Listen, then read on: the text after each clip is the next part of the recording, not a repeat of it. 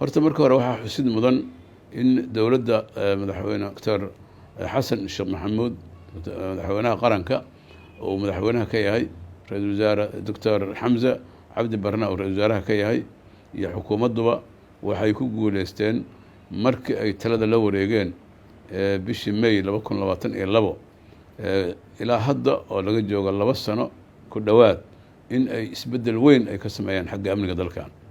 waxay ka dhigteen yacni muhiimadooda koobaad annagoo culammada haddaan nahana aad iyo aad annagoo ku garab taagan oo yacni wacyigelintii iyo ducadii iyo yacni la garab taageen ummaddii in loo maaragtay lagu baraarujiyo ahamiyadda ciidamada qaranku ay u haayaan iyo dowladduba in dalkan khawaarijta laga sifeeyo ayaan runtii mar kaleeto ilaahay ugu mahad celinaynaa subxaanahu watacaala inuu dowladda waafajiyey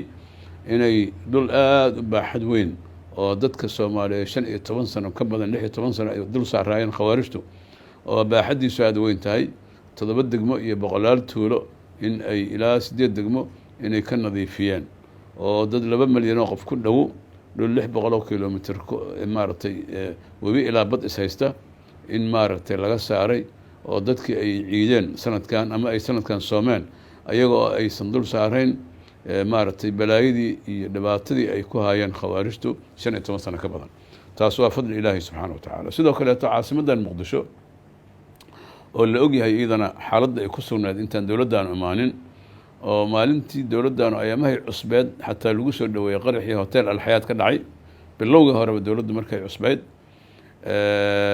ka horna haddee dowladdii hore intay jirta waa ogeedeen oo qaraxyadu waa iska socdeen hoteeladii ilaa shaamow laga soo bilaabo 17 oktoobar 14 oktoobar sanadkii 17 ilaa xilligii ugu dambeeyey hotel aan la gelin male annaga lafteena waxaan kamid ahayn shaamow ka bacdi hotelkii naasablo tuul dhihi jira maayidda hadda oo hadda waa naga dheereen ayaa nala kugu soo galay oo hoteelada dhan ayaa lasoo wada maray runtii xanuunkaas ummadda soomaaliyeed weli ma aysan ilaabin laakiin 2 sano hadda ugu dambeysay waa laga nastay nimankan khawaarijta ah sababta keentana waxay ahaaday dowladda ayaa istiraatiijiye cusub la timid xagga amniga waxa aan la qari karin oo ay tahay in hoosta laga xariiqo ilaahayna ku mahad badan yahay in ciidamo la yiraahdo police military iyo oo militariga ku abtirsada iyo ciidamadii nisaa ama ciidanka nabad sugidda oo runtii hoggaan cusub oo aad iyo aad u soo jeeda habeenay maalin ustaad mahad salaad oo taliye ka yahay kuna ammaanay yahay runtii oon ognahay isbedelada ay magaalada ka sameeyeen iyo booliska Soomaaliyeed oo runtii taliye sulub iyo taliyaha qaybta macallimahadiba ay habeenay maalin iyaguna u soo jeedaan amniga magaaladan iyo wax ka qabadkeeda saddexdaas ciidan oo saddexdaas taliye ciidan oo taliye Ibrahim Shamaxuddin taliye xoogga ah iyo taliye mahad iyo taliye sulub iyo ciidamada kala duwan isku dhafka ah oo jooga dhammaan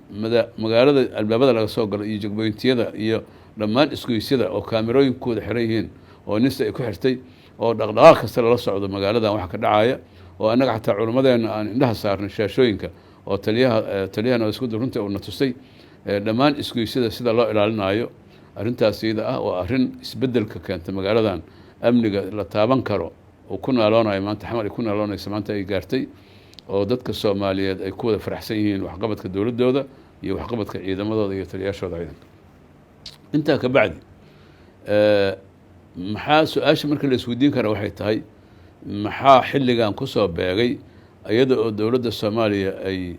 maaragtay yacni amnigaas ay muddo 2 sano ku dhowaada ku nooleed ayadoo magaaladii oo dhan saas loo ilaalinayo kaamirooyinka saas ugu xiran yihiinoo rag saraakiil oo habeenay maalin soo jeeda ay saas u fiirinayaan waxyaabaha baraatika aan u aragna waxaa ka mid a baabuurka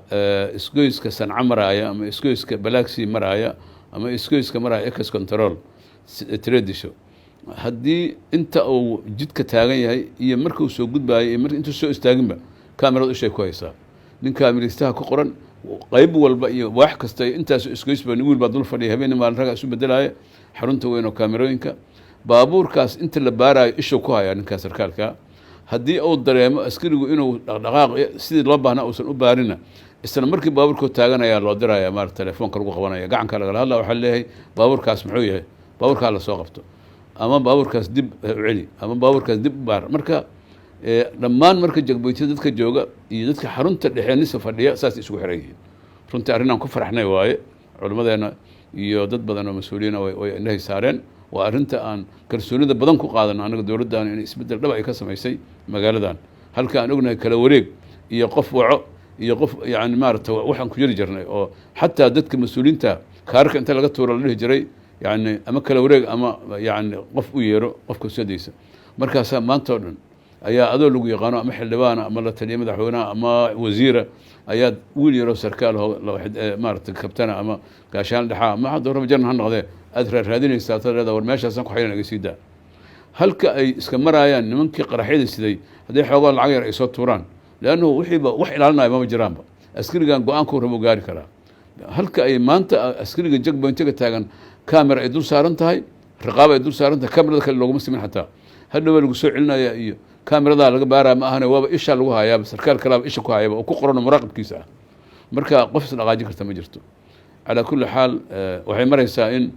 lacag qaarkood telefoonka yani si u tijaabiyaan yirahan lacag ma kusoo turaa telefoonka marka la soo baxo kamerada waa looga jeedaa hadhow inta gacanka laga hadlay maxay tahay ninka lacagta telefoonka ka tuuraay maxaa kaa khusay yani adiga lacag maa meesha u taagan tahay marka kulligood waa baqayaan marka saasaa la soo ilaaliyaa intaa ka bacdi su-aal la isweydiin karaa maxaa kusoo beegay xilligan dhacdada oo SYL ka dhacday oo weliba meeshaas meel ay tahay aad iyo aad madaxtooyada qaranka agtaa kasoo horjeedo la ilaaliyo aagaas aad loo ilaaliyo oo maxaan ku yidhaha aniga hadda anoo kaar haysta madaxtooyo ayaa 5 cisho ka hor inaan soo fuulo dhinaca waxaan ka imid aeroboortka shiraan uga soo qayb galay maaragtay dhinacaas markaasaan kasoo geli maagay dhinaca dekada xaggeeda madaxtooyada jagbointigaas gacanka inaan qof ka wacdo oo layga soo daayo ayagoo weliba kaarka igu yaqaana oo aniga shaksi i yaqaana sida loo ilaalinayo meeshaas ay adag tahay marka sidee bay marka usoo duseen arrintan iyada ah anigu kolley akhriskayga maadaama aan 15 sano ugu dambeeyna dalka aan joogay oo aan wax badan la noolaa waxaan isleeyahay arrintaanu waa arrin nabadgelyada caadiga aan la xiriirin oo aan khalad isla iska sameeye aan ahayn oo ka abuurantay arrin la abuuraayo oo dowladda Soomaaliya guulaha ay gaartay iyo horumarka runtii madaxweyne xasan sheekh maxamuud iyo xukuumaddiisu ay ku tallaabsadeen 2 sano la soo dhaafay oo caalamka xataa uu la yaaban yahay deyntii baa la cafiyey cunaqabintii hubkaa la qaaday bulshadii bariga afrika lagu biiray meelo badan oo golayaal kaleeto caalamiya ayay Soomaaliya lagu marti qaaday isu diyaarinaysaa inay ku biirto xubin golaha amniga ah xubintii aan joogtada ahayna Afrika ayaa rajo laga qabaa in la helo oo dowlado badan oo Afrikaan laga dhaadhiciyay inay Soomaaliya u codeeyaan waxaa isbedelay waxa kaleeto lagu guuleystay in damacii Ethiopia ee badda Soomaaliya oo guricnaa oo runtii ay ku tijaabinaysa Soomaaliya dowladda Soomaaliya bardacfigeeda awoodeeda maadaama Ethiopia ay 20 sano la soo dhaafo ka badan ay ka shaqaysanaysa dalkan Soomaaliya iyo 10 sano ka soo horeyso burburka intaba waxay tijaabinayeen bal awoodda Soomaaliya meesha ay gaarsantay iyo quwadda diblomaasiyadda Soomaaliya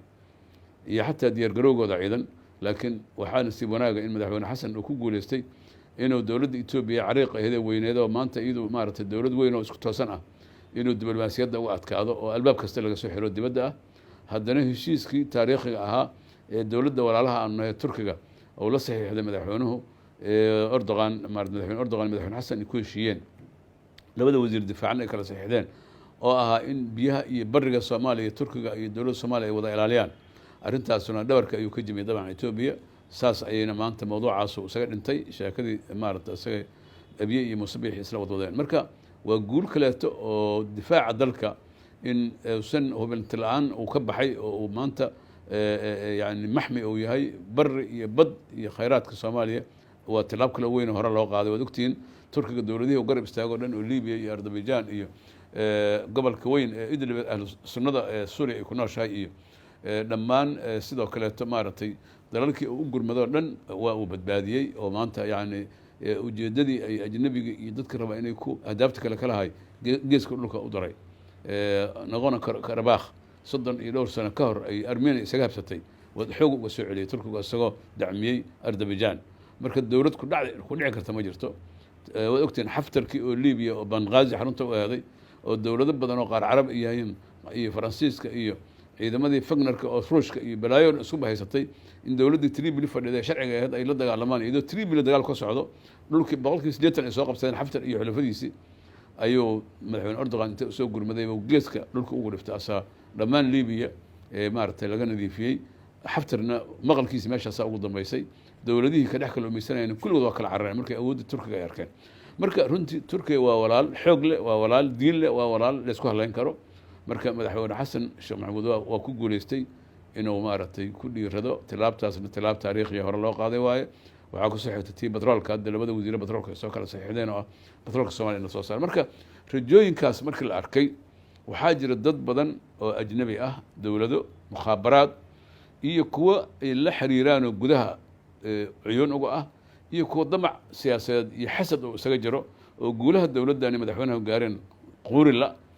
oo xataa haddii loo tacab waxaa kaleeto iyaduna aan la ilaabi karin dastuurkii mucaqadka ahay ee lagu diyaariyey xilligii xarbiga ahliga laga soo dhammaaday ood ogtihiin hal maamul goboleed oo Puntland kali iyo dowladda dhexe oo ku meel gaar oo xamar jooga yacni soo bilowday oo ay ku jireen qodobo badan oo saa isku wada tagtafan oo yacni aad moodo inuu ka turjumayo xiqbadii ama zamankii xarbiga ahliga iyo cuqdadihii ay jireen oo loogu talagalay inay isku qabraadaan madaxweynaha iyo ra'iisul wasaarayaashu oo 6 madaxweyne laga soo bilaabo madaxweyne Cabdiqaasim Salax Xasan laga soo bilaabo madaxweyne xasan hadda 6 madaxweyne waay dhowr iyo 10 ra'iisul wasaare qoorta isla wada galeen si xil ay u kala baxeen yani maanta baarlamaanka Soomaaliya iyo maamul goboleedyada iyo dowladda dhexe waxay isla garteen in dastuurka noocaana aan dowladda Soomaaliyeed sharaf la dhisi karin hadaan laga guurin haddii yani laga guurin ma hadaan toosin wala toosinaya dastuurka asalkiisa waa jira laakiin maadooyinka yani dhibaatadaas meesha maanta naal yani dal waxaa la lama fiiriyo horumarkiisa daarta in ogaatay qiimihiisa cizigiisa dastuurka ku dhisay ma la aqriyaa bas wax kale lama baahno لأنه مامل كدستور كأبورايا أمني كأسجع أبورايا دولة النمط مقال كأسجع أبورايا سياسة أرمى جودها دبته أسجع أبورايا مرك أنا الدستور كان الدستور قبسيه كل إسنان ولذلك وها عجيبة إلى هذا مامل كي دستور كان وحكسم يسوي كل جيسة مامل كلا مجرم واجاس ربيت وانك إيو سدحت وانك بلو جاذا إيو وحكسم إلى هذا مؤسسات كالدولة ده إلى جاراني كشقيان ما أقوله وعجيب يعني واحد الربع إني شيء جاي واحد الربع الدستور كان أنا قبل الدليل وحوي ملتري لما جاين كرو ديجان كاس نبى السوق ده متي كرتو بوليس كقرنكم متي كرو وزارة المالية متي كرتو كاستمد لما جاين كرو دولة دي مركان رنو حين واقع بحينا مركان رنو كجرينا ما أنت ما حد وجرا مركا إن دولة دي مركزي هذا دحين إن لا ضعيف فيه أو الله هيست وحنا لا قانين أو إله تأني شيء كرين يعقد ضمن عرادات وزارة مدحونها أنا مدح السوق اليوم برلمان كان لما كنت الله كلا فرنسي أي بي ومركل سند مدحونه جوجا سند كلا بعض بلوجو بلا خلاف سياسي إلى مركل قد ما يسيدوا ولا يسرعنا في الصومالي لقى صار مدحونه متكلة تدل الجريو سداس ما وجرنا تي اسكدبوري كان هو بريمير ولد لعب ودر صاحب كذا وقعد يجا ميل كستا كوبي حبيلشة ودر هنا لقى صادر ميل والبا كم عملوا أكون كذا يكار كذا بريمير بانك لسه ودك مانتا أو كم عارف يكون هرمري نلاش هذا نقاله بريمير ولد